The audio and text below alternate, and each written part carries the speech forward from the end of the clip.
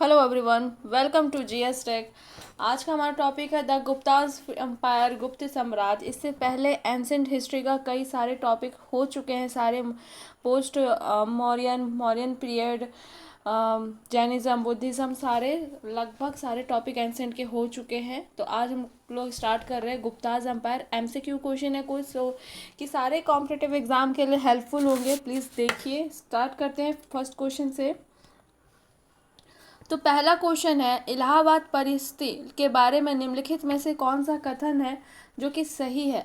चार कथन दिए हुए हैं। पहला जो कथन है, यह गुप्त साम्राज्य को विविध राजनीतिक संबंधों के एक जटिल जाल के अधिकेंद्र के रूप में स्पष्ट प्रस्तुत करता है। तो इलाहाबाद परिस्थिति के लेके ये कथन जो है पहला वो सही है। दूसरा कथन क्या कह रहा है, इसकी जो पंक्ति है 15 कोटा परिवार के एक राजा को बंदी बनाने को निर्दिष्ट करती है, गलत है। तीसरा भी गलत है। पहले हम देख लेते हैं दूसरा क्या कहे, दूसरा गलत क्यों है। तो दूसरा देखिए, पहले देख लेते हैं अशोक के जो दीर्घ स्तंभ लेख है टोटल 7 है, जिसमें से जो इलाहाबाद लेख भी है जो कि पहले कौसंबी में था, बाद में इसको इलाहाबाद में किसने किया था, अकबर के शासनकाल में ही जहांगीर के द्वारा इलाहाबाद किले में रखवा दिया गया था। ठीक है। इलाहाबाद जो प्रस्थित समुद्रगुप्त के राजकाल में बना था, यह गुप्त साम्राज्य को विभिन्न राजनीतिक संबंधों के एक जटिल जाल के अभिकेंद्र के रूप में प्रस्तुत करता है। वहीं जो हमारा स्टेटमेंट नंबर जो बी है, इस पंक्ति में कोटा 15 कोटा जो है, तो जो पंक्ति 13 से 15 नागवंश के बारे में बताता है, जो नागसेन और गणपति नाग के विजय का उल्लेख से संबंधित है, इसलिए ये स्टेटमेंट गलत है। तो 13 से 15 होगा जो नागसेन वंश के बारे में बताता है, नागवंश के बारे में। और जो पंक्ति 3 है सी, क्या कह रहा है, इसकी पंक्ति 23 आर्यभट्ट के बहुत से राजाओं को समुद्रगुप्त द्वारा हिंसापूर्वक विनाश किए जाने को निर्देश करती, ये भी गलत है। तो हमारा जो पंक्ति 21 से 23 है, 21 से जो 23 पंक्ति है, वो आर्यभट्ट के 9 राजाओं का उल्लेख करती है, जिसने समुद्रगुप्त को ने हराया था। समुद्रगुप्त ने उस 9 राजाओं को हराया था, इसलिए गलत है। जो चौथा पंक्ति है, इस पंक्ति में 20 गुप्त राजा को कर देने वाला और उसका आदेश पालन करने वाला शासकों को निर्देश करता है, गलत है। क्योंकि जो पंक्ति 19 और 20 दोनों का संबंध जो है समुद्रगुप्त के दक्कन विजय अभियान से है। तो इसका जो करेक्ट आंसर है ऑप्शन नंबर ए। नेक्स्ट क्वेश्चन है, गुप्त काल के बारे में निम्नलिखित में से कौन सा कथन सही नहीं है। तो कौन सा कथन सही नहीं है, तो सौराष्ट्र गुप्त साम्राज्य का हिस्सा नहीं था, ये बिल्कुल स्टेटमेंट जो है सही गलत है, लेकिन इससे क्वेश्चन सही है। जो सौराष्ट्र है, चंद्रगुप्त द्वितीय ने मालवा, गुजरात और सौराष्ट्र पर विजय प्राप्त किया था। पश्चिम में अपने राज्य का विस्तार भी किया 3 हिस्से पे, मालवा, गुजरात और सौराष्ट्र। तो इसलिए यह स्टेटमेंट आपका सही नहीं है, इस हिसाब से ये क्वेश्चन सही है, बाकी आपका सारे स्टेटमेंट करेक्ट है। नेक्स्ट क्वेश्चन है, नालंदा विश्वविद्यालय की स्थापना किस गुप्त शासक के द्वारा की गई थी। तो वह है कुमार गुप्त के द्वारा नालंदा विश्वविद्यालय की स्थापना की गई थी। कब की गई थी, 14 कुमार गुप्त का जो शासन था 415 से 455 एडी का। कुमारगुप्त जो प्रथम, जिसको हम लोग महेंद्र द्वितीय के बिरसल अभिलेख, मंदसौर अभिलेख, करमडंडा अभिलेख आदि से भी उसकी जानकारी हमको मिलता है। कुमार गुप्त प्रथम ने ही नालंदा विश्वविद्यालय के जो है स्थापना करवाया था, और नालंदा विश्वविद्यालय को ऑक्सफोर्ड ऑफ महायान भी कहा जाता है। तो करेक्ट आंसर है ऑप्शन नंबर 1 बी, कुमार गुप्त प्रथम। नेक्स्ट क्वेश्चन है, गुप्त काल के दौरान भारत में बलद श्रम यानी विशिष्ट के संदर्भ में निम्नलिखित में से कौन सा कथन सही है। तो पहला जो स्टेटमेंट है, इसे राज्य के लिए आय का एक स्रोत, जनता द्वारा दिए जाने वाला एक प्रकार का कर माना जाता था, तो ये एकदम सही है। तो गुप्त काल के दौरान भारत में बलद श्रम यानी विशिष्ट सामान्यतः जो राज्य के लिए आय का एक स्रोत था, जो जनता के द्वारा दिए जाने वाला एक प्रकार का कर भी माना जाता था।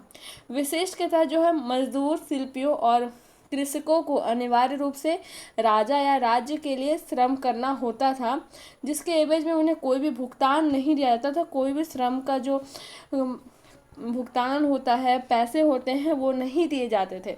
यह जो प्रथा है गुप्त साम्राज्य के काठियावाड़ी और मध्य प्रदेश के क्षेत्रों में सबसे ज़्यादा प्रचलित था। विशिष्ट प्रकार की जो श्रम थी कि प्रथा जो है पीढ़ी दर पीढ़ी चलती रही। इसमें श्रेष्ठ उत्तराधिकारी कुछ नहीं था, बल्कि ये सभी मजदूरों को लागू था, सभी मजदूरों को ये काम करना पड़ता था बिना भुगतान के। इसलिए स्टेटमेंट नंबर जो A, option number A sir correct है।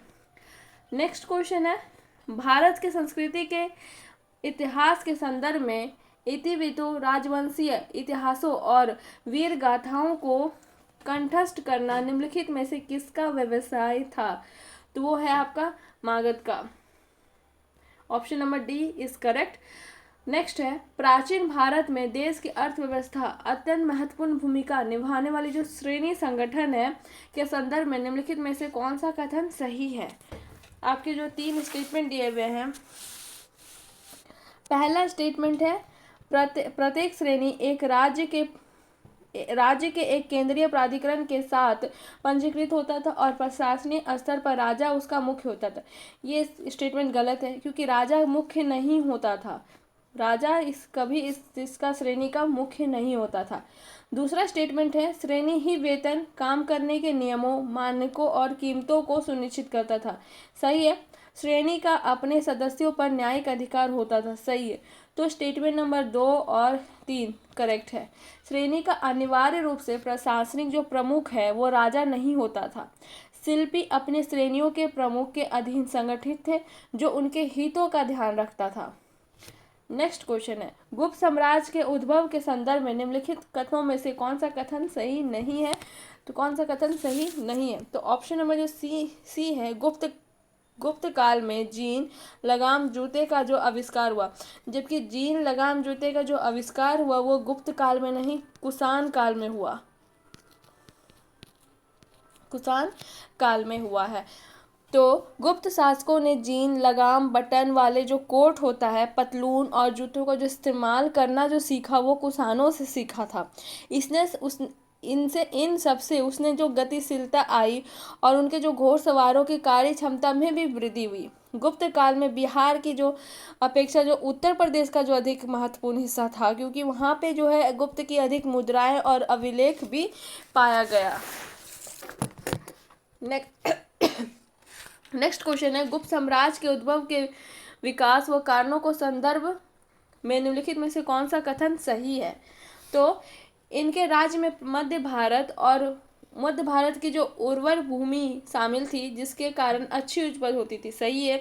दक्षिणी बिहार से प्राप्त लौह के उपयोग से उन्नत तकनीकी के औजार और हथियार का बल मिला। यह भी सही है। रोमन साम्राज्य से व्यापार करने के कारण वे लाभ की स्थिति में थे। सही है। तो तीनों स्टेटमेंट सही है, 1, 2 और 3 तीनों स्टेटमेंट आपका करेक्ट है। गुप्त राजाओं को कई भौतिक सुविधा प्राप्त थी। उनके कार्य क्षेत्र का जो प्रमुख प्रांगण जो मध्य भारत के जो मध्य हिस्सा देश की जो उर्वरक भूमि थी, जिसमें बिहार और उत्तर प्रदेश का आते हैं, यहाँ सबसे अच्छी उपज होती थी। अब गंगा यमुना के दबाव पे है, तो ऑब्वियसली अच्छी उपज होगी, खेती अच्छी होगी। ठीक है। ये लोग मध्य भारत और दक्षिण बिहार के लौह अयस्क का उपयोग करके अच्छे अच्छे औजार और अच्छे अच्छे उपकरण बनाने के लिए सीख गए थे, तो इसलिए बनाते थे, उसको प्रयोग करते थे। इस काल में जो पूर्वी रोमन साम्राज्य के साथ रेशम का भी व्यापार करने और उत्तर भारत के इलाके उनके पड़ोस में स्थित थे। उन्होंने इस निकटता का जो फायदा है व्यापार को बढ़ाने में किया था। तो करेक्ट स्टेटमेंट है 1, 2, 3। नेक्स्ट क्वेश्चन है, प्राचीन काल में भारत के राजवंशों के संदर्भ में निम्नलिखित में से कौन सा कथन सही है? तो है Kushan, option number C, Kushan, Murunda, Gupta और मौखरी। भारत में कुषाण सत्ता 230 एडी में के आसपास आकर जो समाप्त हो गया। इसके बाद मध्य भारत में का जो बड़ा सा भाग मुरुंड के अधिक क्षेत्र में आया। मुरुंड की जो सत्ता है वो 250 एडी में समाप्त हो गई। इसके बाद 275 में जो है वो आया, गुप्त वंश की समाप्त हो गई। इसके बाद मौखरी राजवंश ने हुनों को पराजित कर पूर्वी भारत पर शासन कायम किया और कन्नौज में सत्ता स्थापित कर ली। करेक्ट आंसर है option number C. Next question है, चंद्रगुप्त प्रथम के संदर्भ में निम्नलिखित कथनों पर विचार कीजिए। दो कथन दिए हुए हैं। पहला है उसने लिच्छवी राजकुमारी से विवाह किया, सही है। दूसरा है उसने गुप्त संवत में रुद्रदामन से युद्ध उपरांत विजय स्मारक के रूप में चलाया, गलत है। चंद्रगुप्त जो प्रथम है 319 से 334 गुप्त वंश का पहला प्रसिद्ध शासक है। गुप्त वंश की स्थापना श्री गुप्त ने की, लेकिन जो वास्तविक संस्थापक माना जाता है वो चंद्रगुप्त प्रथम को माना जाता है।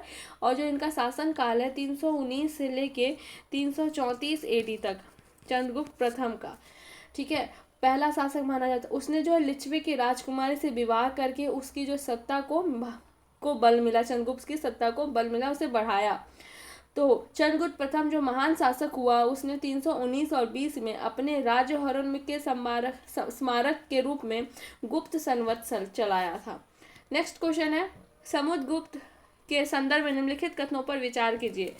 पहला है इस काल में गुप्त साम्राज्य का व्यापार विस्तार हुआ, करेक्ट। उसकी नीति अशोक नीतियों के समान थी, गलत। समुद्रगुप्त की नीति हमेशा अशोक के विपरीत रही है। तो अशोक हमेशा शांति प्रिय की ओर चला कलिंग युद्ध के बाद, लेकिन समुद्रगुप्त का जो नीति था वो हिंसा था, मारपीट था, कब्जा करना हुआ करता था, अपने राज्य को विस्तार करना होता था। तीसरा स्टेटमेंट है उसके काल में श्रीलंका के राजा मेघवर्मन ने गया में बौद्ध मंदिर बनवाया, करेक्ट। तो स्टेटमेंट 1 और 3 सही है। चंद्रगुप्त प्रथम के पुत्र और उत्तराधिकारी जो है समुद्रगुप्त ने गुप्त राज्य का व्यापक विस्तार किया। उसके द्वारा विजित प्रदेश 5 समूह में बांटा गया था। पहला जो आता है गंगा यमुना का दोआब आता है।